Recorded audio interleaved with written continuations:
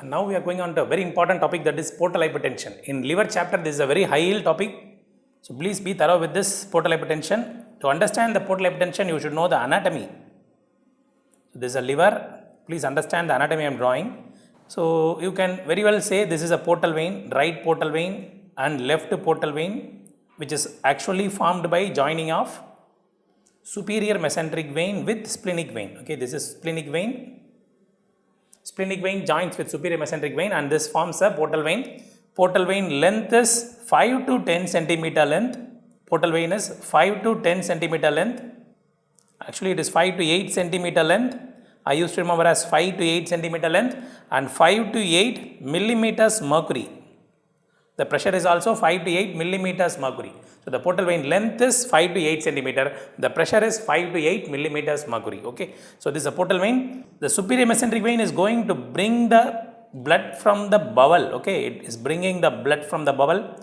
All the nutrition, what you are eating, the nutritional substances, carbohydrate, protein, amino acids, fat, everything is transported to the liver through the superior mesenteric vein only. Okay, they are transported through this superior mesenteric vein only, and they are all going inside, and these are the multiple sinusoids inside the liver. These are the multiple sinusoids.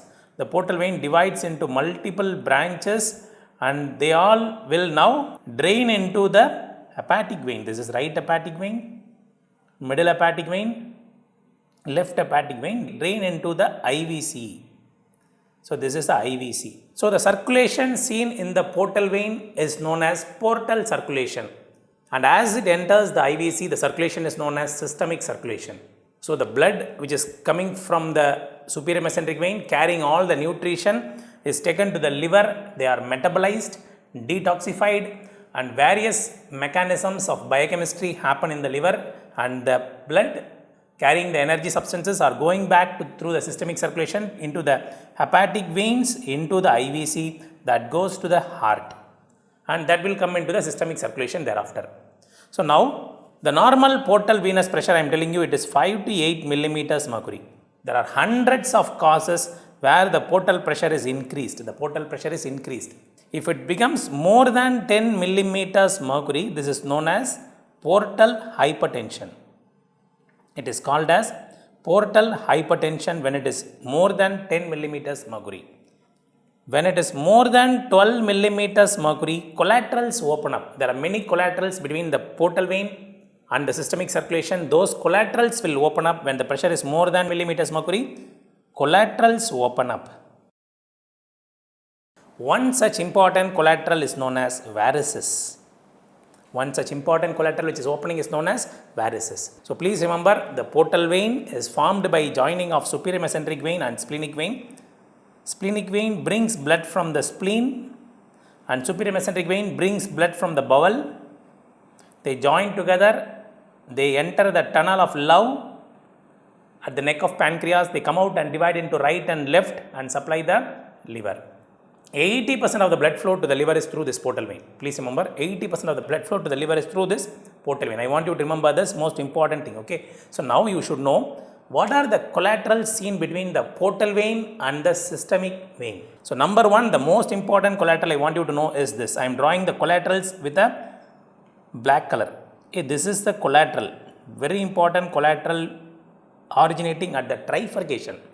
Splenic vein, SMV, portal vein trifurcation. This is a collateral going from portal vein which is joining with the hemiazygous vein, which is going to join with the hemiazygous vein in the esophagus. What is this collateral known as? Which will be seen at the lower end of esophagus, and this is a very important reason for developing a varices in the esophageal lower end.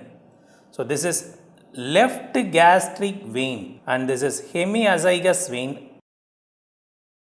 So hemiazygous veins and the collaterals from the systemic circulation will join with the left gastric vein, and they form here the varices. These are the varices which are formed. They form varices. This is number one collateral. This is the most dangerous collateral, because when the portal pressure becomes more than 12 millimeters mercury, this varices will be rupturing and there will be hematemesis. So please remember, varices is one of the important collateral between left gastric vein and the azygous venous system. So another important collateral is seen here. What is this vein from portal venous circulation? What is this vein which joins the splenic vein? What is this? This is inferior mesenteric vein. So which will finally form as superior rectal vein. So superior rectal vein continues as inferior mesenteric vein. So this forms collaterals at the level of rectum and anus with the inferior and middle rectal veins. Middle rectal vein and inferior rectal vein will form collaterals at this place, and this forms hemorrhoids. And this forms hemorrhoids. Middle rectal vein and inferior rectal vein forms collaterals with the superior rectal vein, and they form the hemorrhoids at this point of place. So they form hemorrhoids. This is second important thing you should not forget. So one another important collateral which is opening up is, what is this vein going towards the umbilicus? What is this vein going towards the umbilicus? Can you tell me? Towards the umbilicus, this vein is moving. This is a left umbilical vein. This is left umbilical vein. So there is a collateral between left portal vein to the umbilicus known as left umbilical vein. This forms a collateral around the umbilicus known as caput medusae. Caput medusae.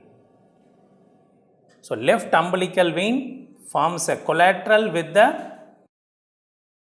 umbilicus. Around the umbilicus there are some collaterals formed, and they form caput medusae. This is another collateral. Please don't forget. Therefore, you can see there are multiple dilated veins around the umbilicus.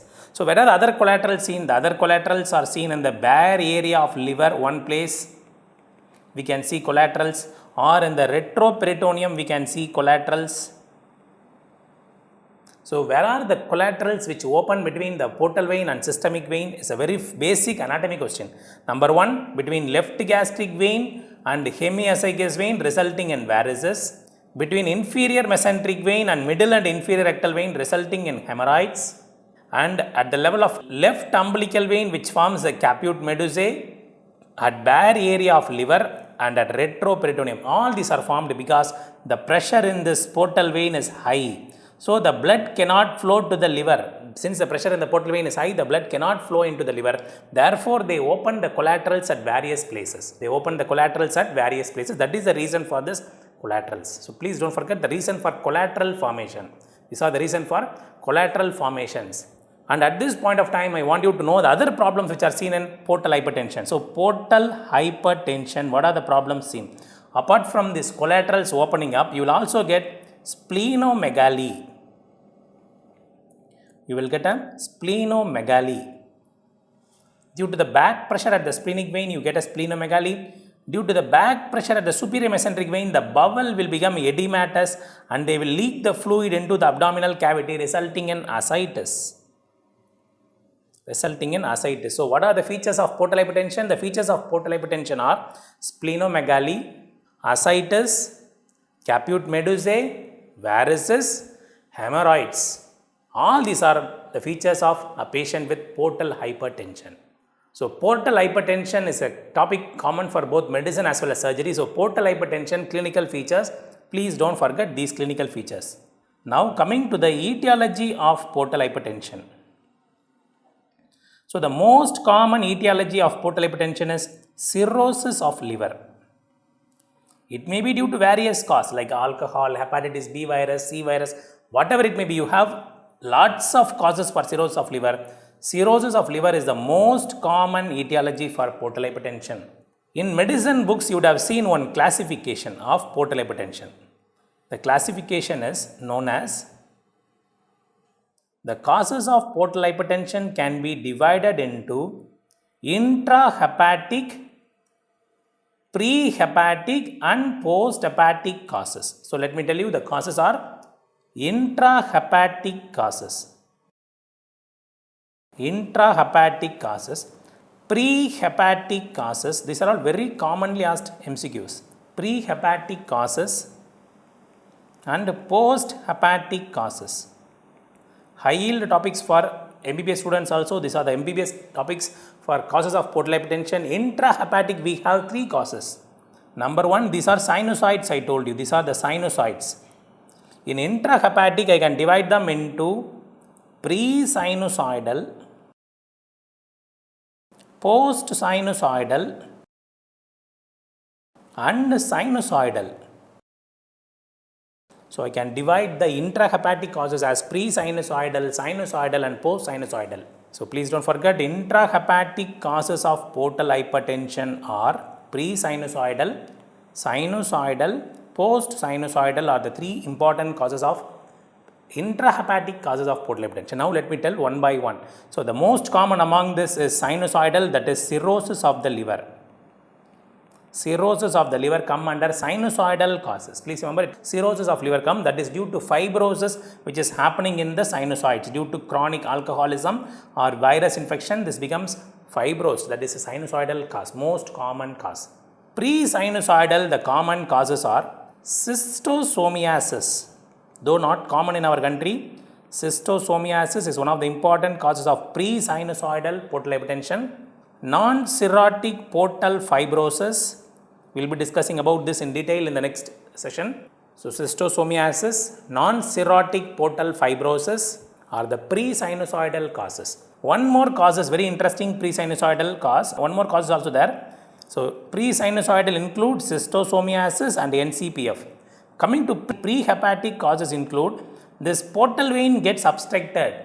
This is known as extrahepatic portal vein obstruction.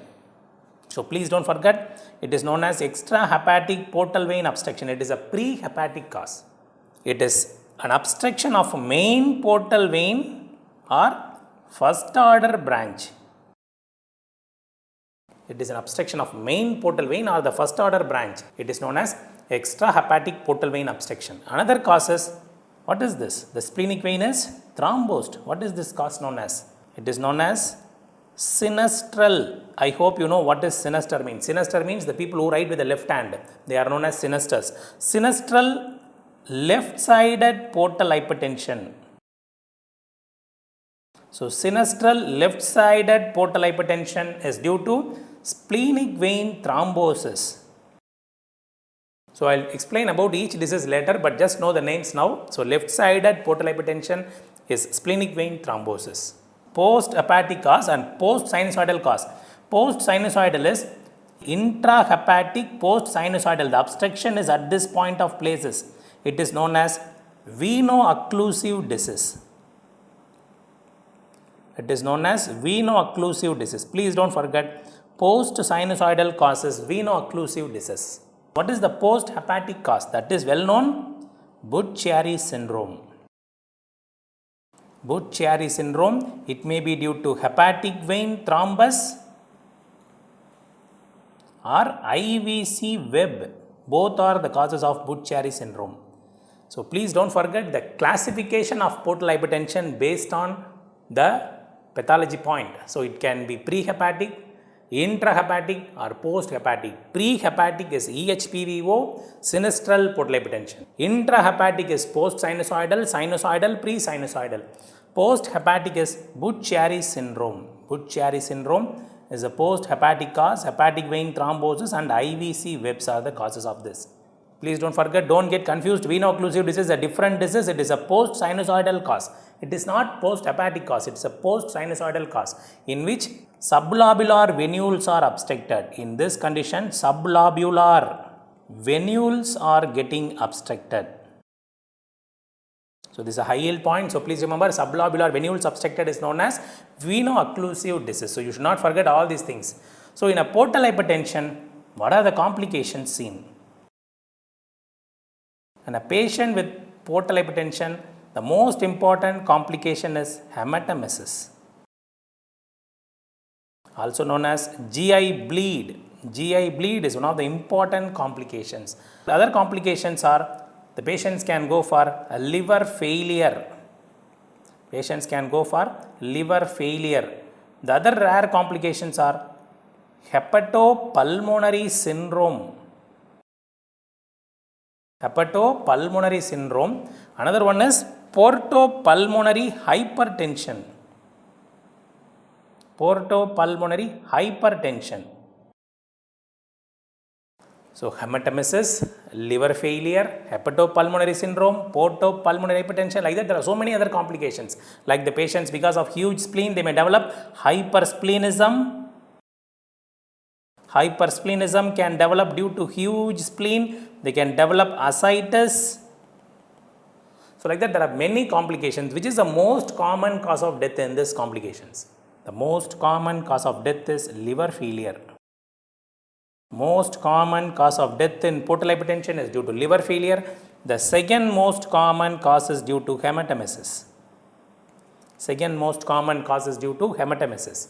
So hematemesis, what is the most common reason for an hematemesis? It is due to rupture of varices. So why this patient has come to us is because of the hematemesis. The only cause we can save the patient from hematemesis. For liver failure, the only option is we have to do liver transplant. The only treatment for preventing liver failure. So, but there is a huge scarcity of liver. So many times you will not having a liver in the waiting list. So we will be most of the time able to treat only this hematemesis. We will be able to treat only this hematemesis in most of the cases. I am going to deal with the hematemesis later. So please don't forget what is these two syndromes. Those who are preparing for institute exams, you should know what are these two syndromes. Hepatopulmonary syndrome. Because of the cirrhosis, portal hypertension, the lungs are getting affected. That is hepatopulmonary syndrome. And the same way the pulmonary hypertension happens. That is known as portopulmonary hypertension. These two are totally different entities. What is actually happening in these two syndromes is, in hepatopulmonary syndrome, the basic concept is there is vasodilatation. In portopulmonary hypertension, there is vasoconstriction. So like in a septic shock, there will be peripheral vasodilatation. You know very well, in septic shock, there will be peripheral vasodilatation. But in spite of the vasodilatation, the peripheral tissues cannot take up oxygen. Same way in hepatopulmonary syndrome, in spite of vasodilatation, the pulmonary alveoli cannot take up oxygen and they will have hypoxia. These patients present with hypoxia as a clinical feature and with a platypnea. So the problem in hepatopulmonary syndrome is there is vasodilatation. These patients present with hypoxia and platypnea. So the investigation of choice for this hepatopulmonary syndrome is you have to go for echo. And treatment of choice for hepatopulmonary syndrome is only one, that is liver transplant. We have to immediately plan for a liver transplant, otherwise the patient survival will be very difficult. So hepatopulmonary syndrome, we have to treat the patient with a liver transplant as early as possible.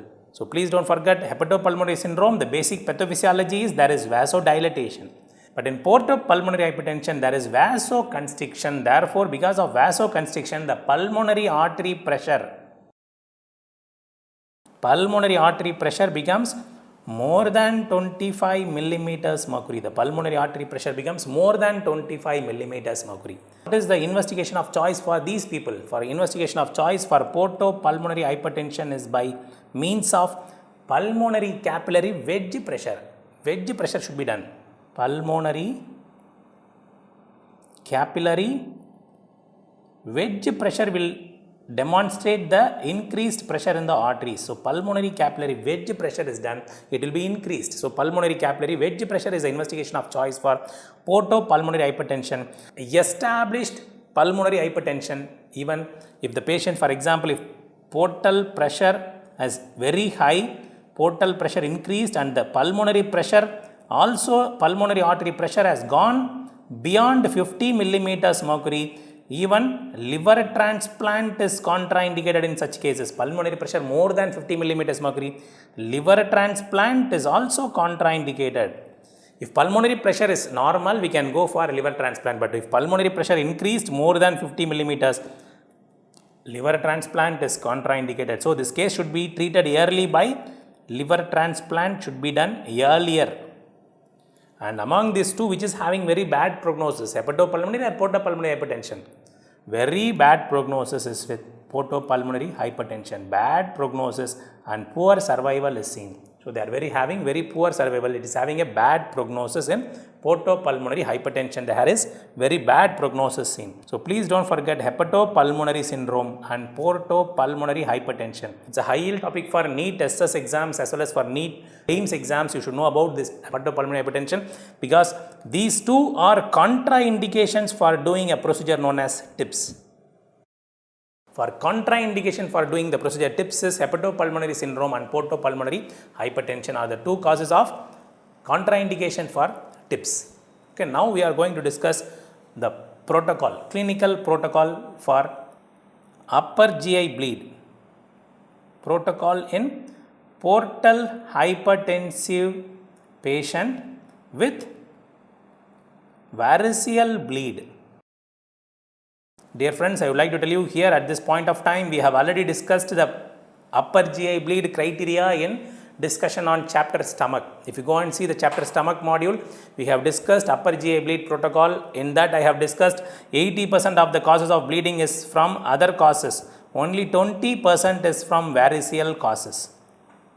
So only 20% is variceal cause, and the most common cause of upper GI bleed is duodenal ulcer bleeding. All those things we have already discussed. This side protocol we have already discussed. So now I am going to discuss the variceal bleed protocol. 20% of the time the bleeding is from esophageal varices. It is from 20% of the time it is from esophageal varices. Number 1, esophageal varices is the most common cause of bleeding in portal hypertension.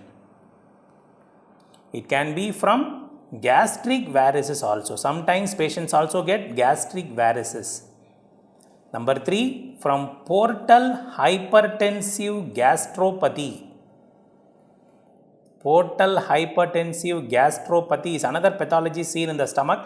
They also have bleeding. So esophageal varices, gastric varices, portal hypertensive gastropathy are the 3 important causes of variceal bleed. So esophageal varices, gastric varices, portal hypertensive gastropathy are the causes of bleeding in portal hypertensive patients. So this variceal bleed starts when the portal pressure is more than 12 millimeters mercury. So when the pressure is more than 12 millimeters mercury, the variceal bleeding will happen.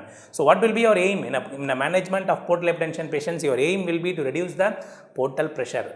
The patient with the portal pressure. So now let us discuss a patient coming to your clinic with a patient is brought in a stretcher to your hospital. This is Mr. Ramu with a huge ascites, a known case of DCLD, decompensated liver disease. Now coming to your clinic with a massive hematemesis. The patients will have massive hematemesis. What are you going to do for this guy now? The protocol in the management of massive hematemesis by a variceal bleed. So number 1, what are the things you are going to do?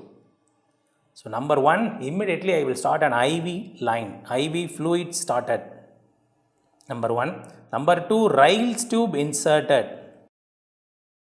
Ryle's tube decompression of the stomach is done. So number 3. So even in a varices patient, we don't know whether it is from a varices or from a duodenal ulcer. So we always should give injection pantoprazole immediately. Injection PPI is given immediately for these patients. If it is due to a duodenal ulcer bleed, even in a portal hypertension patient, it will stop. So pantoprazole is given. But if they ask you what is a drug of choice for a variceal bleed, what is a drug of choice? 100 times asked MCQ for you. So drug of choice which can reduce the portal pressure, that is a drug which can reduce the portal pressure by causing splanchnic vasoconstriction. By causing splanchnic vasoconstriction, the drug is octreotide. It is a somatostatin analog.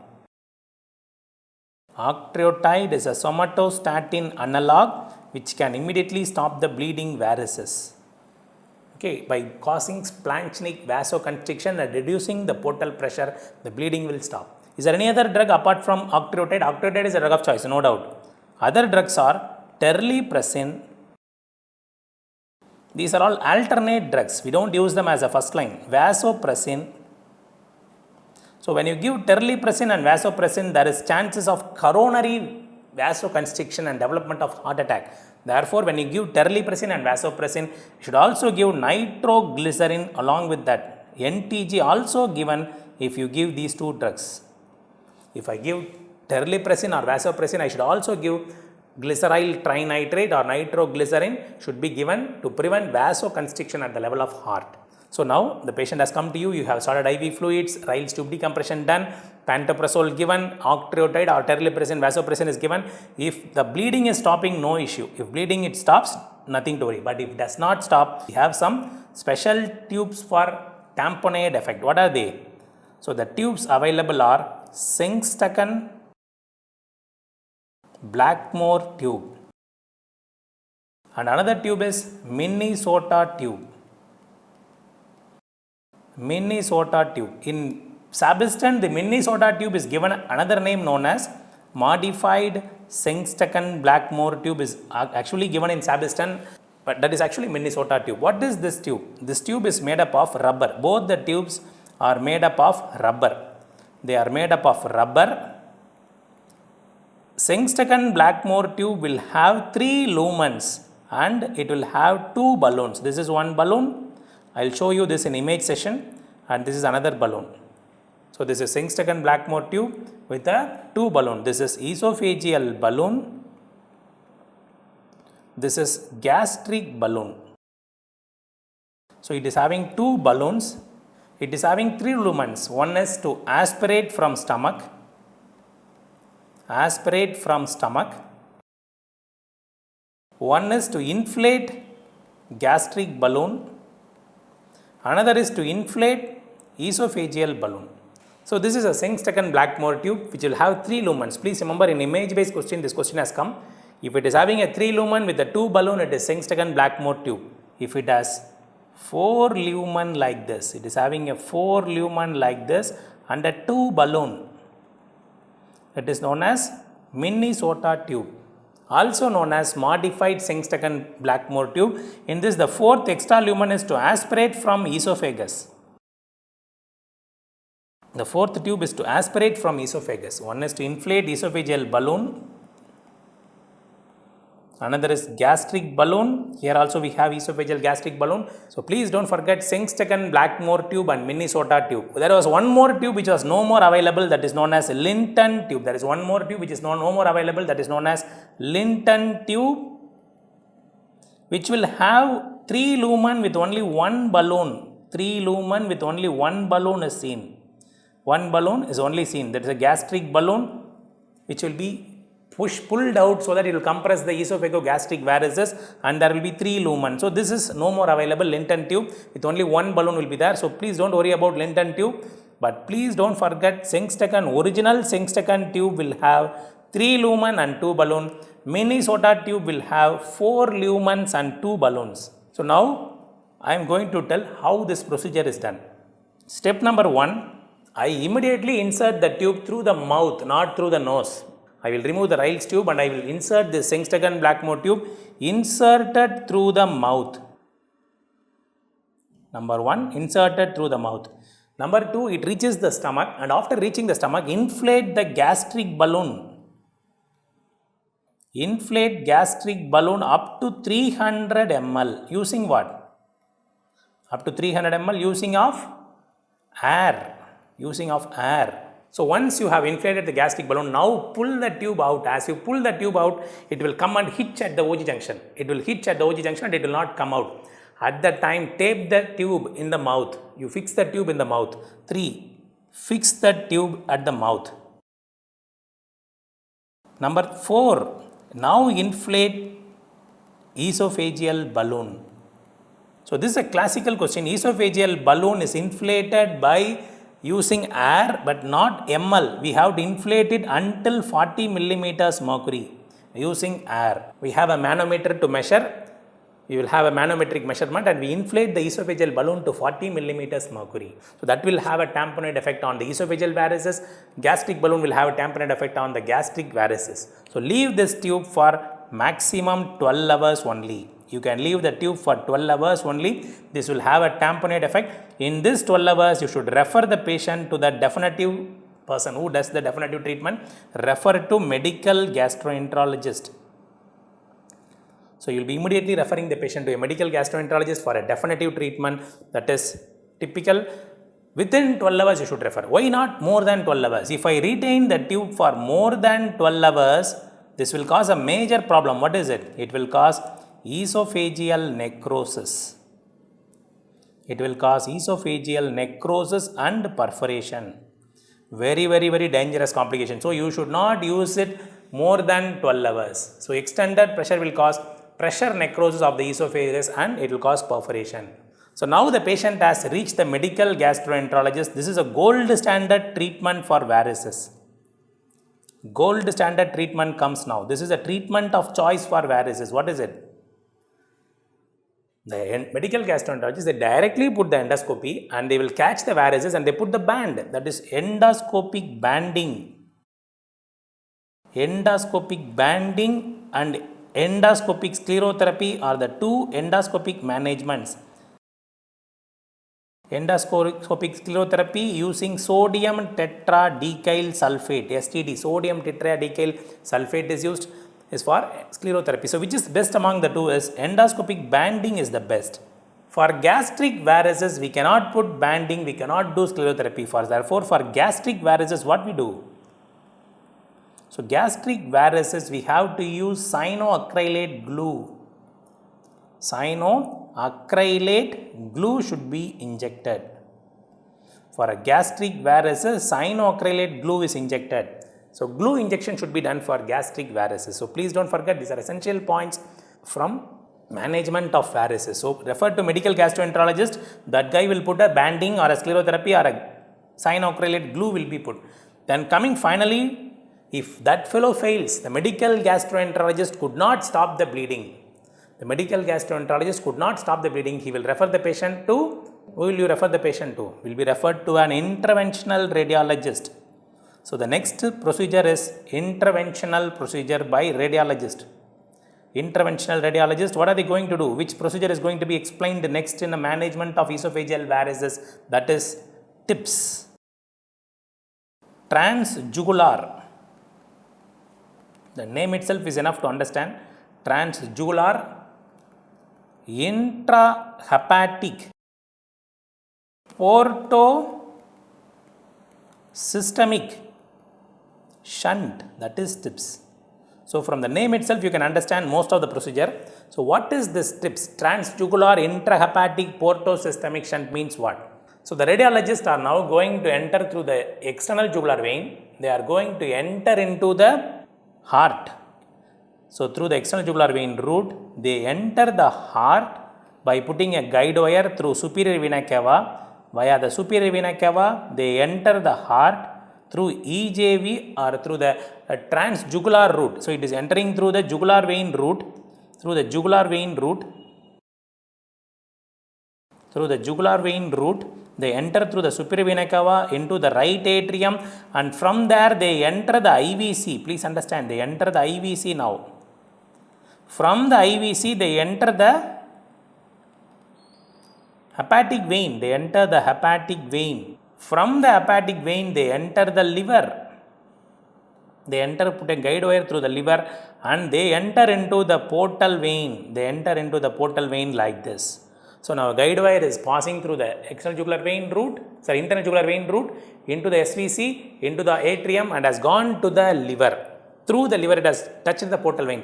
Now I will pass a shunt over this guide wire, which will be kept between the hepatic vein and the portal vein. This shunt is made up of this stent.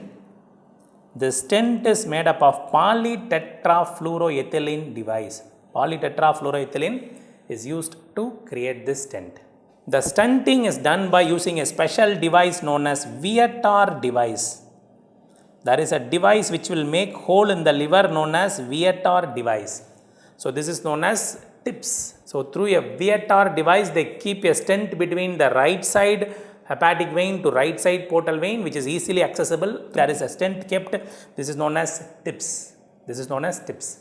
So please don't forget, this is a PTFE. Now you keep the stent, immediately the portal vein blood is going to flow freely and the portal pressure is going to fall down. That's the concept behind this. As you keep a stent, the portal vein blood is easily going to flow and the portal pressure is going to fall down. So this is known as TIPS. There is one more procedure also known as a DIPS, direct intrahepatic portal shunt. Direct shunt, what is this? Direct intrahepatic portal shunt. In this, you see, this is IVC. Now I will pass the guide wire through the IVC, and from IVC I will enter the portal vein like this, and I will keep a stent in this directly. So direct intrahepatic portal stent is kept between IVC to portal vein. We are directly keeping a stent from IVC to one of the portal veins. That is known as a DIPS. Radiologists also do this DIPS instead of TIPS also. Some DIPS is also done by some radiologist. So please don't forget, this is a commonly asked question, TIPS. You should know the complications of this TIPS and what are the contraindications of TIPS you should know. So complications of TIPS is very, very frequently asked MCQ. So there are some important questions. Actually, there are some complications. The immediate complication, some books also say this as yearly complication. So immediate or yearly, both are same. Bailey and Love mentions as yearly complication and some super specialty book mentions as immediate complication. I request you guys to follow Bailey and Love in this point. So the immediate or yearly complication, what will happen? As I am trying to do the procedure, what will happen? I may injure the liver capsule and there will be torrential bleed. So capsular rupture and bleeding will happen. So capsular rupture and bleeding are immediate or intra-op complication. It is an intra-op or immediate or yearly. Within 1 day you can expect this complication. This is the immediate, yearly or complication. Within 1 month you can expect one more dangerous complication. What is it? This is one of the major complications seen in TIPS patients. So you have done a bypass from portal vein directly to from portal vein you have done a direct bypass to hepatic vein. So no blood is going to get detoxified hereafter. Therefore the patient is going to develop hepatic encephalopathy can develop in this shunt. So hepatic encephalopathy is seen in this shunt because it is a non-selective type of shunt. Because this is non-selective type of shunt. You will understand what is this meaning of non-selective later. But please remember, within 1 month the patient develops encephalopathy. So other complications of TIPS are shunt thrombosis and shunt stenosis. Shunt thrombosis and shunt stenosis are the other complications. This shunt thrombosis develops within 1 month, not much to worry about shunt thrombosis. We can give thrombolytic agents to dissolve the thrombus. Within 1 month it happens. But shunt stenosis is more problematic and this is most common also. Among these two, shunt thrombosis and shunt stenosis, most common is shunt stenosis, but it happens around 1 year. That is the lifespan of the stent. Please remember, within 1 year that stent will get completely stenosed. So only option in that case is to go for a restenting or dilatation of the stent, or you should go for a liver transplant at that time. So only 1 year you have that stent will be functioning. So within 1 year you should go for a liver transplant. Therefore many surgeons used to call this TIPS as a bridging procedure for liver transplant. Bridging procedure for liver transplant. We call this as a bridging procedure for liver transplant. Please don't forget this. So this TIPS is a bridging procedure for liver transplant therefore. So within 1 year we should be ready with the liver. Okay, this is the next step. So if TIPS is possible, we have to do TIPS. And what are the contraindications of TIPS? Where are the places where I cannot do the TIPS? So there are some absolute contraindications and there are some relative contraindications. So absolute contraindication include if the patient is having a right side heart failure. Number 1, right side heart failure, we cannot enter through the right heart. So it is absolute contraindication. So number 1, right side heart failure, patient having polycystic liver disease, patient having hepatopulmonary syndrome, patient having portopulmonary hypertension. So these are the 4 causes where you cannot do. Right heart failure, polycystic liver disease, hepatopulmonary syndrome, portopulmonary hypertension places we cannot do that shunt at all. So relative contraindications include portal vein thrombus. If there is a portal vein thrombosis, we cannot do this. Number 1, portal vein thrombosis. Number 2, a patient already having an encephalopathy, we cannot do this. Encephalopathy patients. Number 3, if a patient is having a liver tumor also is a relative contraindication. So absolute contraindications and relative contraindications, please don't forget. So absolute contraindications include right heart failure, polycystic liver disease, hepatopulmonary syndrome, portopulmonary hypertension. Relative contraindications are portal vein thrombosis, encephalopathy and liver tumors. So please don't forget the contraindications. So we have one more advantage with the help of TIPS. What is another advantage, added advantage? So TIPS is going to reduce the portal pressure. Therefore, TIPS is also used for reducing the ascites. Ascites is reduced. Ascites decreases, variceal bleed stops. That is the use of the TIPS. Variceal bleed 99% it stops. Ascites also decreases in case of tips. The only problem is there will be encephalopathy which will happen with the tips. So please remember, this is a non-selective type of shunt. You will understand what is selective and non-selective shunt in upcoming topic. Sometimes there will be no facilities for a tips and tips is contraindicated. We have to go for a surgical shunt. Surgical shunt operation. This is the place where we surgical gastroenterologists are called upon for surgical shunt operations. We have two categories of shunt operations. Number one, non-selective shunt and selective shunt. In a non-selective shunt, the entire blood is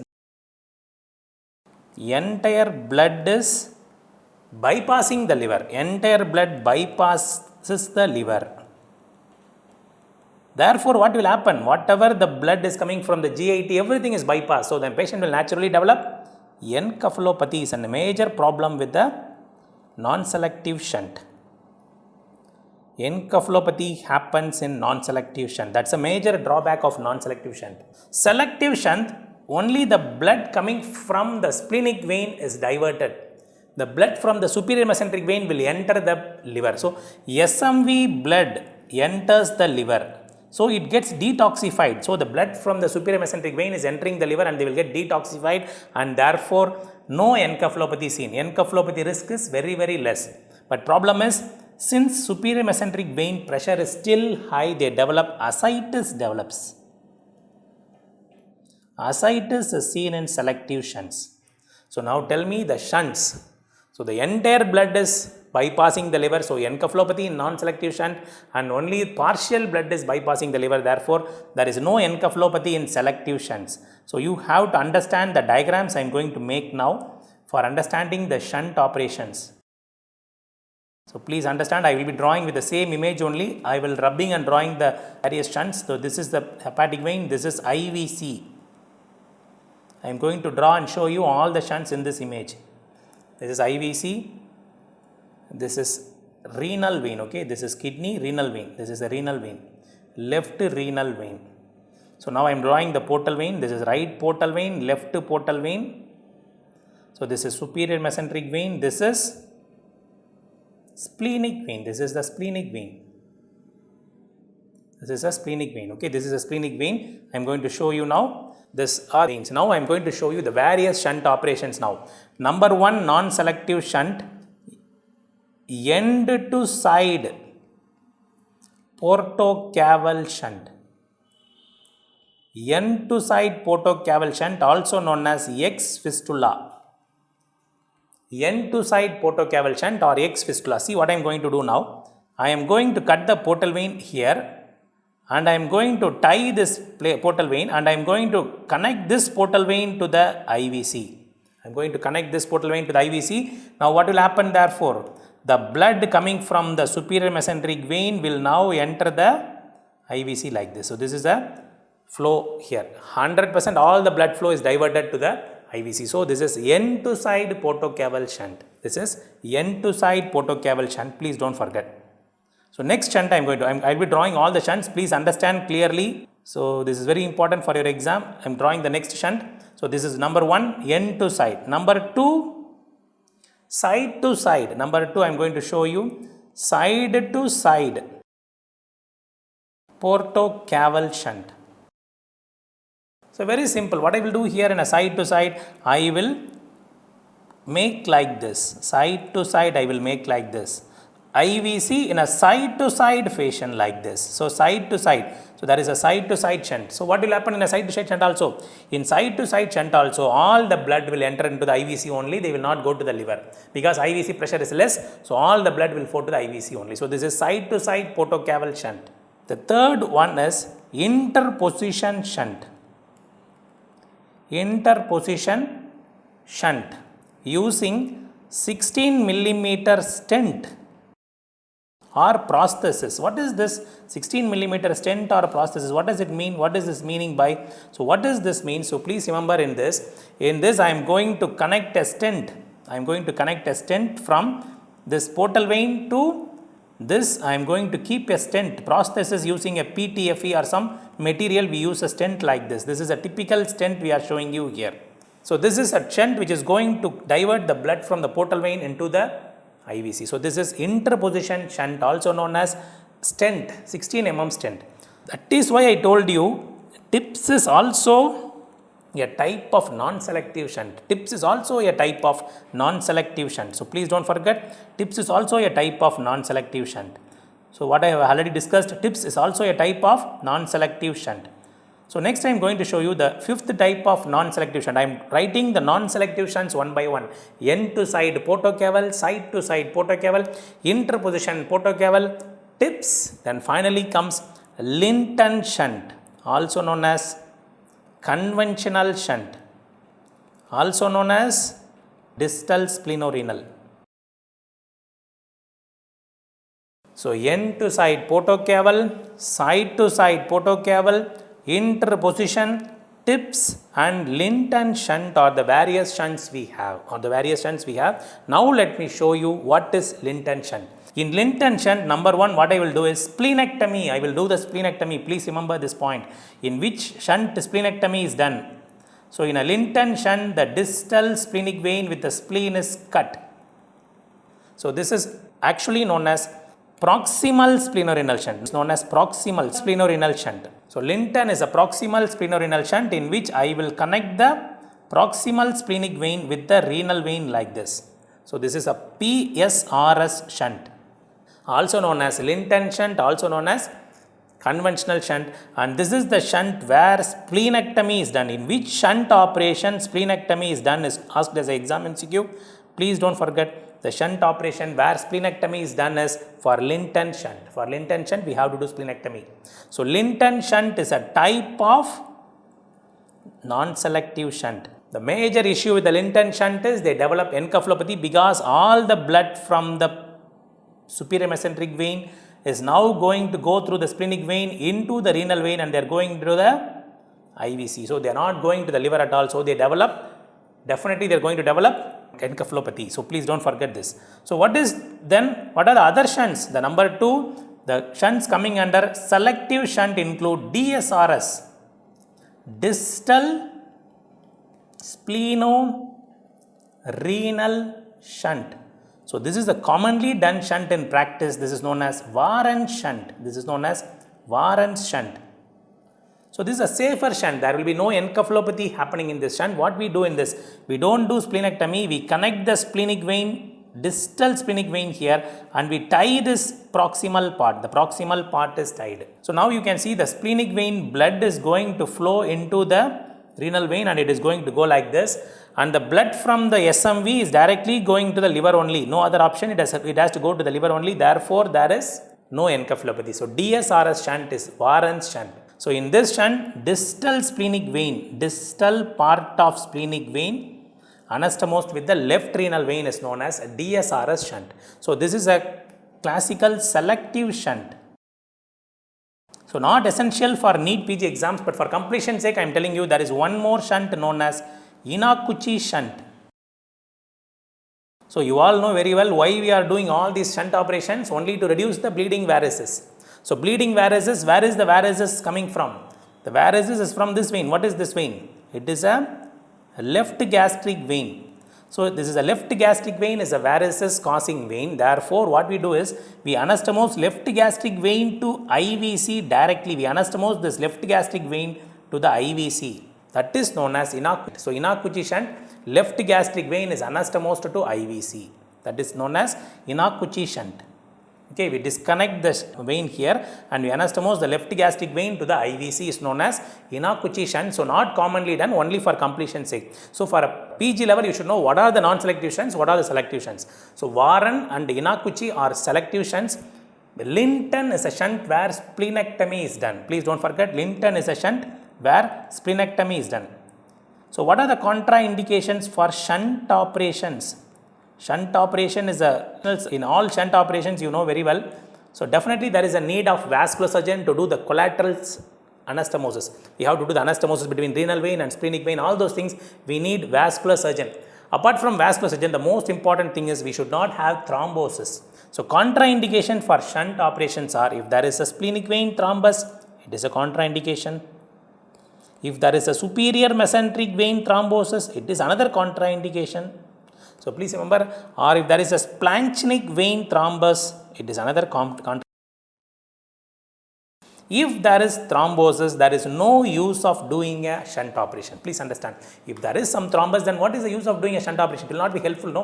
So whenever there is a thrombosis, you should not do a shunt operation. Please don't forget this point. So contraindications for shunt operations are splenic vein thrombosis, SMV thrombosis, and splanchnic vein thrombosis are the contraindications.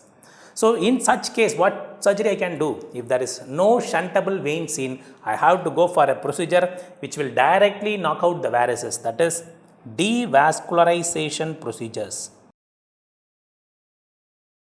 Devascularization procedures will be done by me. What are the devascularization procedures means? You should not forget devascularization procedures. The most important procedure is Sugiura operation, directly taken from Sabiston. Sugiura operation from Sabiston, 21st edition. I am explaining this Sugiura operation. You all know very well the varices are seen at the esophagogastric junction. Over here only all the varices are seen. So all the varices are because of the collateral seen. So what I am going to do now is I am going to directly ligate all the veins in this place. I am going to ligate all the veins. I am going to devascularize the veins going towards the esophagus and stomach. So number one, ligation of veins. Ligation of veins near esophagus and esophagogastric junction. Bar esophagogastric junction, all the veins will be ligated outside. And I will do number two, vagotomy will be done.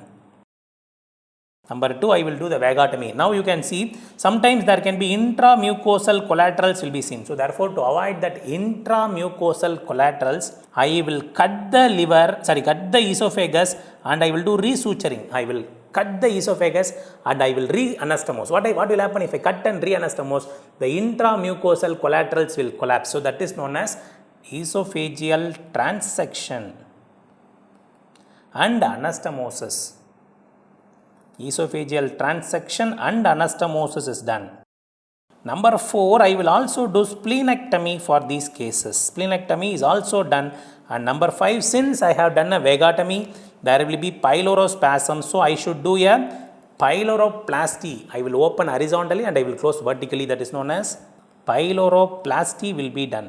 So this question has come in AIIMS exam. So please remember, Sugiura operation is a direct devascularization operation done for bleeding esophageal varices. And in Sugiura operation, what is done means we will ligate the veins near the esophagus and esophagogastric junction. We cut the vagus now. So vagotomy, esophageal transection and anastomosis done, splenectomy done, and finally pyloroplasty is done because we have done a vagotomy. So this is the devascularization procedure for patients who have no shuntable veins. It is indicated for no shuntable veins, and for emergency, in case of emergency also, we do Sugiura operation. But all these shunt operation and devascularization operation are not done much nowadays because of the gold standard treatment is liver transplant. So liver transplant has replaced shunt operations and devascularization operations nowadays. So those institutes which were doing lot of shunt operations and devascularization surgeries 1 decade back, now they all became liver transplant units, and liver transplant has totally replaced all these shunt and revascularization operation. And the gold standard treatment for portal hypertension, the gold standard treatment for any portal hypertension patient will be finally a liver transplant. So liver transplant is a gold standard treatment for all portal hypertension patients. So please don't forget this. And what I have discussed now in this module, a patient coming to you with a hematemesis, what I am going to do first immediately, hematemesis patient, I am doing resuscitation and I am putting a Ryle's tube. Then I am giving injection octreotide or terlipressin is given. Nobody is using vasopressin nowadays. Octreotide or terlipressin given. If it is failed, immediately I will put a modified Sengstaken Blackmore tube. So modified tube will have 4 lumen, original tube will have 3 lumen. So modified tube is actually known as Minnesota tube. If that is also not possible or feasible, or we can use only for 12 hours, within 12 hours refer for endoscopic banding or sclerotherapy. Banding is best. If banding is also failing, then only comes the important treatment, that is TIPS. If TIPS is contraindicated, I should go for a surgical shunt operations. The commonly done shunt operation is DSRS by Warren shunt. Warren shunt, in which shunt operation splenectomy done is proximal splenorenal shunt splenectomy is done. Finally, if shunt is not feasible, we have to go for Sugiura devascularization procedure. So all this can be nowadays replaced if you do a liver transplant. If you are possible to do a liver transplant, that is a gold standard treatment. If liver is available for a patient, that is a gold standard treatment. All these procedures can be bypassed. If you do a liver transplant, the patient will have a resolution of all these problems of portal hypertension. Liver transplant is gold standard for portal hypertension. Okay, so gold standard for portal hypertension is liver transplant. So this is a very important module related to portal hypertension causes and management of portal hypertensive bleeding. And in the next module, I will tell you the various types of portal hypertension in detail. Okay, thank you. So let us discuss now the each causes of portal hypertension. Okay, each causes one by one. Let us discuss. Let me start with sinustral portal hypertension. Sinustral, also known as left-sided portal hypertension. So this is an interesting type of portal hypertension. Definitely you can get in institute exams. Please understand what is this portal hypertension. This is a stomach. For understanding purpose, I am drawing in a different way, not Paka anatomy. This is pancreas. On the superior border of pancreas, you know very well which vein is running on the superior border of pancreas. We have the splenic vein is running like this. On the superior border of pancreas, we have splenic vein running.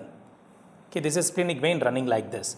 And it will join with the superior mesenteric vein and form the portal vein. So the point here is superior mesenteric vein is normal, portal vein is normal, they are completely normal. The only problem here is the splenic vein has developed thrombosis like this. So the main pathophysiology is splenic vein thrombus. If splenic vein gets thrombosed, what problems will happen? Immediately the spleen will become enlarged. So the pathology, splenic vein thrombosis causes splenomegaly number 1. The patients will have a splenomegaly, and you all know very well there are small veins which are entering the splenic vein from the stomach. What are these veins known as? They are known as short gastric veins. So because of the splenic vein obstruction, the short gastric veins will become dilated. They become dilated and they form the collaterals in the stomach. So therefore, the patients with a left side portal vein hypertension will have a classical clinical feature. What is it? The clinical feature is isolated gastric varices. They don't have esophageal varices. They have isolated gastric varices and splenomegaly. Please understand, this condition will have no ascites, LFT will be normal, everything will be normal, except there will be only two findings. Number 1, that is splenomegaly, and number 2, isolated gastric varices. Why the patient develops splenic vein thrombosis? There may be many causes. The most common cause of splenic vein thrombosis is due to chronic pancreatitis. Chronic alcoholic pancreatitis patients usually develop this left-sided portal hypertension. Chronic alcoholic pancreatitis patient develops this left-sided portal hypertension. Please don't forget this. Easily diagnosed by seeing only the isolated gastric varices, and the treatment is very easy. Only you do splenectomy, that's enough. Splenectomy is enough for this patient. Is the treatment of choice. Nothing else you need. You just open the abdomen and do the splenectomy, that's enough. So left-sided portal hypertension, the treatment is splenectomy is enough for these cases. So this is a very first important thing, sinustral portal hypertension. So the next one is two different causes I am going to discuss now. Very interesting two diseases, very high yield topic also for AIIMS. One is non-cirrhotic portal fibrosis. The other one is extrahepatic portal vein obstruction. So please understand these two diseases. This I call it as NCPF. This I call it as EHPVO, extrahepatic portal vein obstruction, and NCPF. So what is actually happening in these cases? So this is a portal vein. This is dividing into right and left. This is a first order, and this is a second order branch. This is third order branch inside the liver. Like that it goes on. So it is second order branch, then this is third order branch, like that it goes on. Extrahepatic portal vein obstruction, there is thrombosis seen in the main portal vein or in the first order vein. That's EHPVO. So main portal vein or first order portal vein. It is an obstruction of the main vein or the first order vein by means of thrombus or some obstruction is there. That is EHPVO. That is number one. Please don't forget, this is EHPVO. Non-cirrhotic portal fibrosis is obstruction at the level of second order veins or the third order veins. That is what we call it as intrahepatic pre-sinusoidal cause. The second and third order portal veins are obstructed. Second order and third order portal vein branches are obstructed. We don't know the exact cause for each. Extrahepatic portal vein obstruction, there is found to be one important cause, that is usually umbilical sepsis. During the birth time, sometimes the people used to keep cow dung in the cut umbilicus. No, that cow dung carries infection through the left portal vein, through the left umbilical vein. The infection is carried through the left umbilical vein, and that causes thrombus in the main vein and first order vein. So umbilical sepsis is one etiology for EHPVO, and it is usually seen in the age group of less than 10 years only. So EHPVO is seen less than 10 years only. Since there is a portal vein obstruction in these patients within 10 years, the essential growth factors are not reaching the liver, and therefore these guys will have stunted growth, stunted or retarded growth seen. Especially in the growth phase, the nutrition is not reaching the liver, therefore they have stunted or retarded growth. Whereas in a non-cirrhotic portal fibrosis patients, there is a good blood flow seen up to 20 years. This is seen commonly at 20 to 40 years age. NCPF is a disease of 20 to 40 years. Therefore, they have normal growth. They have a normal growth. By 20 years itself, they would have grown, become an adult, no? So therefore, there will be no stunted growth seen in NCPF. So NCPF and extrahepatic portal vein obstruction, these are the main difference. EHPVO is a pre-hepatic cause. NCPF is an intrahepatic pre-sinusoidal cause. Otherwise, all the other features are same for these guys. That is why I am discussing them together. So in both the cases, liver is normal. Please remember, liver is normal in both patients. Therefore, when you measure LFT is normal. Therefore, when you see for ascites, there is no ascites seen. When the liver is normal, it will excrete the excessive fluid, so there is no ascites seen in these cases. The excessive fluids will be excreted, so there is no ascites seen. LFT is normal, liver histology is normal, no ascites. So what are the features seen? They will have splenomegaly. Splenomegaly is present in both the cases. It is more in NCPF, more bigger in NCPF. Non-cirrhotic portal fibrosis will have a huge spleen, and they will have esophagogastric varices. Both the cases will have esophagogastric varices, and the presentation of both the cases is, most common presentation of both patient is hematemesis from the ruptured varices. Hematemesis is the most common presentation of both EHPVO as well as NCPF. So this is a patient now coming to you with the EHPVO or NCPF. Both the cases we can do one surgery that is going to resolve the problem. What is the surgery which I am going to do now? So this is a liver, this is portal vein. So this is superior mesenteric vein is completely normal, portal vein, and this is splenic vein. This is a huge spleen now. We are having a huge spleen. So one surgery which is going to solve this problem is very simple. I will do a splenectomy. Please understand. And after doing splenectomy, now what I will do is, I will connect this with the renal vein. This shunt is what I already explained. What is this shunt? I will connect this proximal splenic vein here. This is known as PSRS shunt, also known as Linton or conventional shunt. This is a gold standard treatment for both the cases. So PSRS, Linton or conventional shunt is done. So you can actually understand what happens. So in this patient, the liver is normal, only the portal vein is getting obstructed. The portal vein is obstructed. So therefore, I am going to divert the blood out of portal vein into the IVC. So you can ask a question, sir, will this patient develop an encephalopathy? He will not develop encephalopathy because his liver is functioning. So it will detoxify all the substances. So liver is normal. So the liver will be functioning. Toxic products which are coming back to the liver will be detoxified and there is no risk of encephalopathy seen. No risk of encephalopathy seen in these cases. So for both the cases, NCPF and EHPVO, what is the surgical treatment of choice means? Please don't forget PSRS shunt or Linton shunt or conventional shunt is done. So at this point of time, there is a question from pediatric surgery. What is Rex shunt? What is Rex shunt? Though it is not a NEET PG question, but it is very interesting. So I want to tell you for this NEET PG exam also. So this is right portal vein. This is left portal vein. This is superior mesenteric vein. This is splenic vein. This is enlarged spleen now. So in an extrahepatic portal vein obstruction, the problem is here only in EHPVO. The problem is the main portal vein is obstructed. So what I am going to do in a Rex shunt is I am going to take the internal jugular vein on one side.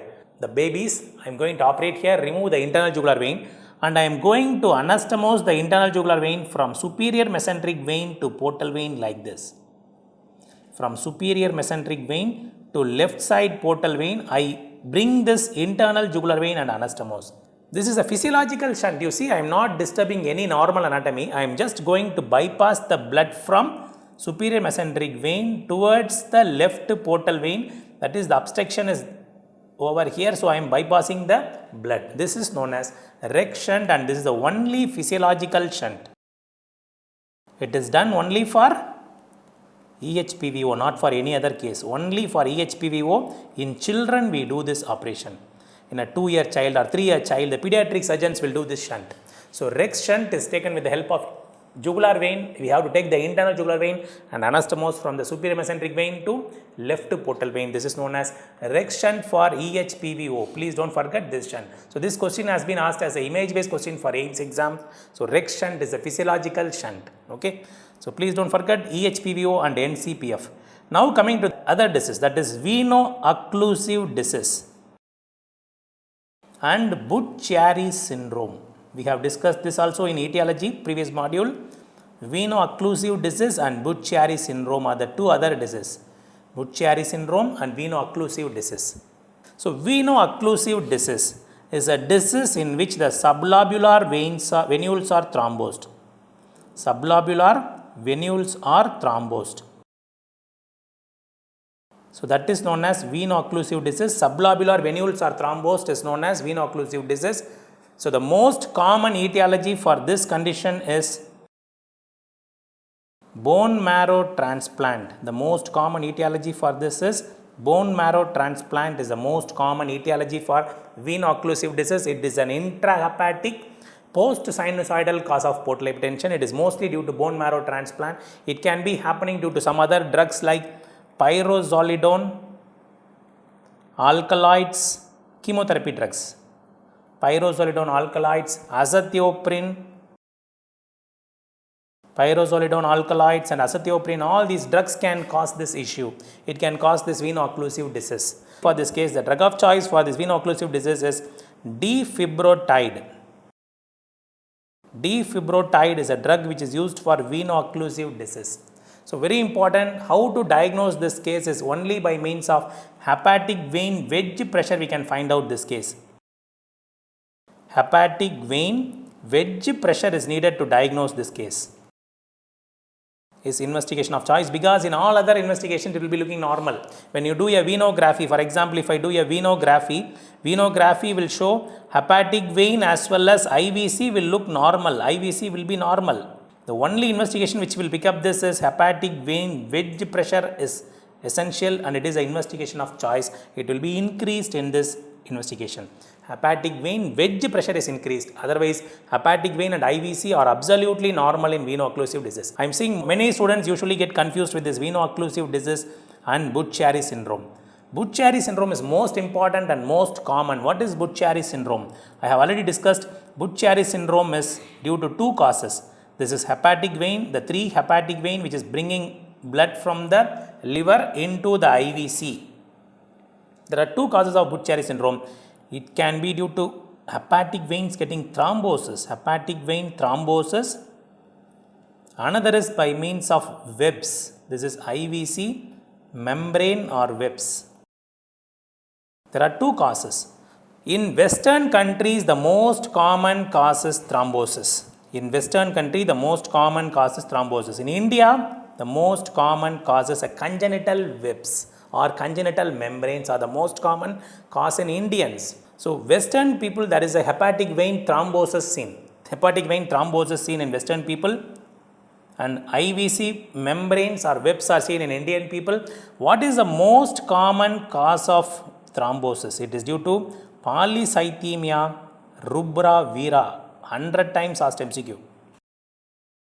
So, polycythemia rubra vera is the most common cause of thrombosis. Polycythemia rubra vera is the most common cause of thrombosis seen. So, polycythemia rubra vera is the most common cause of Budd-Chiari syndrome causing thrombosis in Western countries. In Indians, the webs are congenital webs. They are congenital webs. Congenital webs. So, in both the condition, the patients will develop the features of portal hypertension. In both cases, because of the occlusion, patients will develop splenomegaly, ascites, everything will develop. But please remember, initially the liver will be normal. Slowly what happens, because of the back pressure, the liver develops cirrhosis. So, initial period, the liver will be normal. If you are not going to treat them, slowly the liver will go for cirrhosis. Cirrhosis that will develop ascites, etc., etc. So, now you should understand how to differentiate clinically. Clinically, I can differentiate whether it is a thrombus or due to IVC web. Simple test is there. What is it? So, it's a clinical examination test. You ask the patient to stand.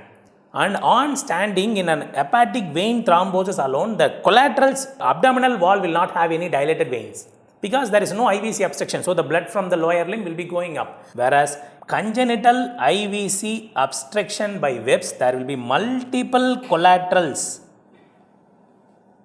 Multiple collaterals seen on abdominal wall. Multiple collaterals seen on abdominal wall running from below upwards. Running from below upwards. What is the test we do to find out the direction of venous flow? That is known as Harvey's sign. The test used to diagnose the venous flow is we have to keep the finger like this and separate. If I take the finger from below, it will flow in this direction. The direction of flow can be diagnosed.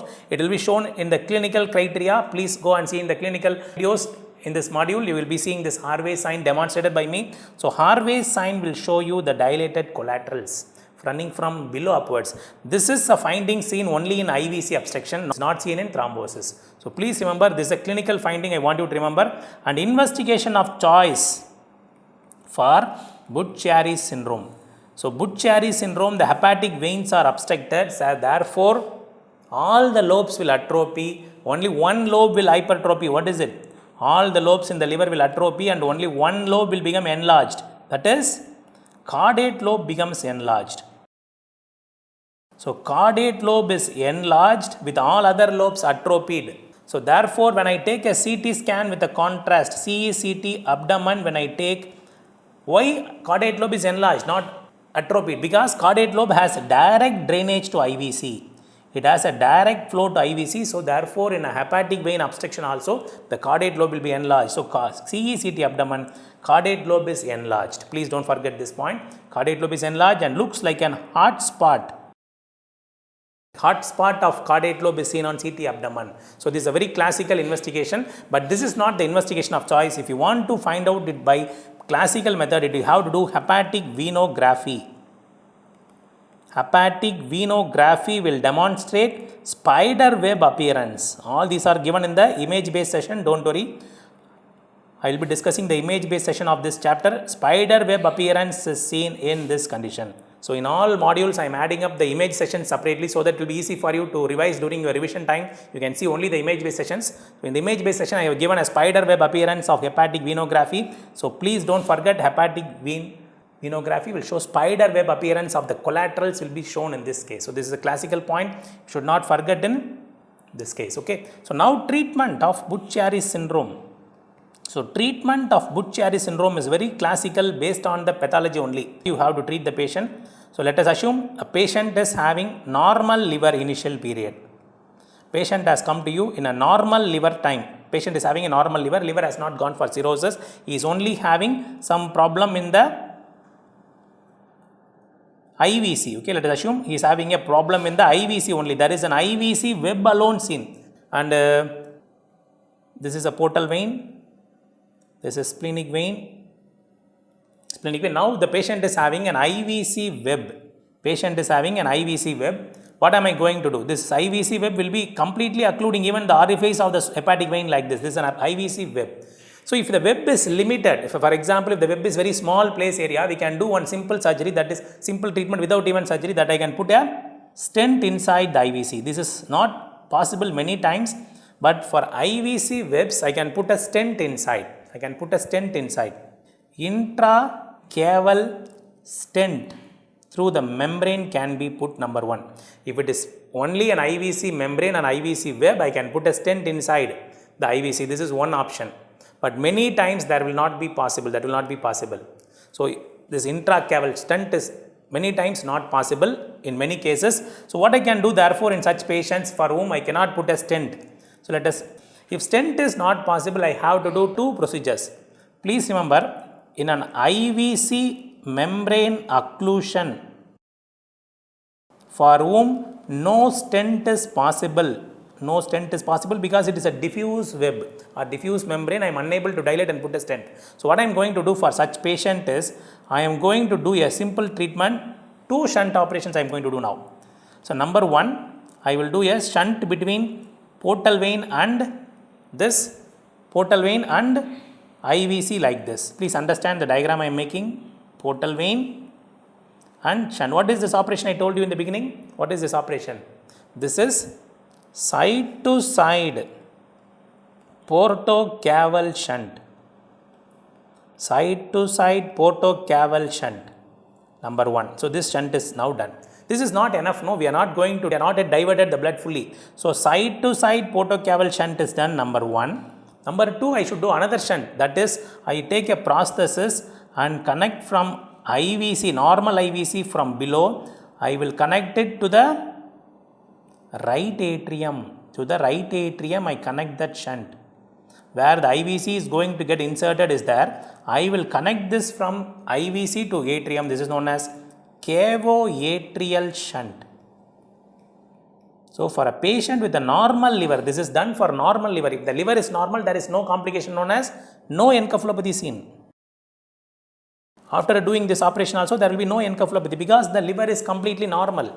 So please understand, I am going to do a shunt operation from side to side portocaval shunt. I will do a side to side portocaval shunt and I will do a cavoatrial shunt with the prosthesis, maybe a PTFE or some other prosthesis we use, polytetrafluoroethylene. Like that we use a prosthesis between IVC to right atrium. So this is side to side portocaval shunt with cavoatrial shunt is done for patients who are having IVC obstruction. If there is no IVC obstruction, what will I do? Only due to hepatic vein thrombosis. If it is only due to hepatic vein thrombosis like this, hepatic vein thrombose patients, what I will do? The surgery is very simple. In that case, only one shunt is enough. That is side to side portocaval shunt alone is enough. Because IVC is normal in such case. So the shunt operations done in Budd-Chiari syndrome depends upon the liver status and upon the site of occlusion. If liver is normal, please understand, if liver is normal, the first concept, if liver is normal, the most common pathology in Indians, IVC occlusion. If IVC is occluded, I can put a stent inside the IVC or I will do a cavoatrial shunt. Cavoatrial shunt. Along with the side to side portocaval shunt. So double shunt are done for IVC occlusions. Whereas for hepatic vein thrombosis, only one shunt side to side portocaval shunt alone is enough. Side to side portocaval shunt alone is enough for hepatic vein thrombosis. But if liver is not normal, liver is cirrhotic, no discussion at all. Only one treatment, that is liver transplant. If liver is cirrhotic, the only one treatment is liver transplant is the only treatment done for such cases. So liver transplant is the treatment for patients who are having a cirrhotic liver. Okay, liver failure patients, if the liver is completely gone, we have to go for a liver transplantation in those cases. Liver cirrhosis means, how can you say the patient is having a liver cirrhosis? Patient will be having ascites, LFT will be abnormal, and ultrasound shows cirrhotic liver. Even if you do liver biopsy, that will show you a cirrhotic liver. So when liver is not normal, we should go for liver transplant. But please remember, many Budd-Chiari syndrome patients, you can diagnose even before the liver goes for cirrhosis, and you can treat them nicely with the shunt operations if possible. Okay, so these are the various causes of portal hypertension which are related to surgeons. I am not going to discuss the cirrhosis in detail, but I am discussing the various other surgical portal hypertension causes, like, don't forget, left-sided portal hypertension like sinustral portal hypertension, NCPF, EHPVO, veno-occlusive disease with the Budd-Chiari syndrome. These are essential topic for your exams. Okay, so be thorough with all these topics. Thank you.